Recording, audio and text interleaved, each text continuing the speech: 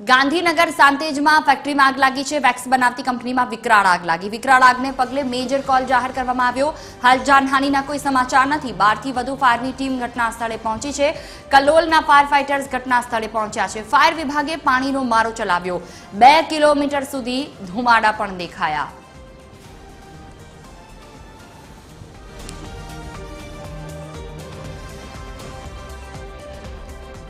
Associate editor Sonal अनड़कट अमारी साथे phone line पर जोड़ाया छे। जी सोनल, विकराळ आग छे, फायर विभागे पाणीनो मारो चलाव्यो, अत्यारे शुं स्थिति छे सांतेजनी फैक्टरीमां?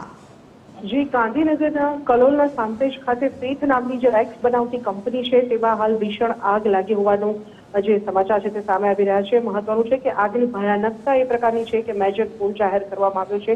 कलोल, गांधीनगर, अमदावाद अने कड़ी सहितना जे विस्तारो छे त्यांथी फायर फाइटरो घटना स्थळे આગને કાબૂમાં લેવા માટે રવાના કરવામાં આવ્યા છે।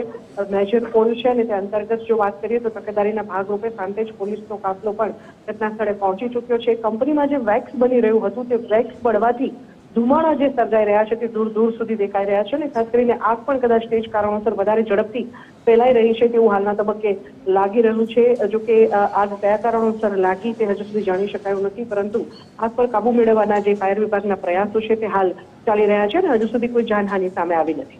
बिल्कुल, तमाम जानकारी बदल आभार सोनल।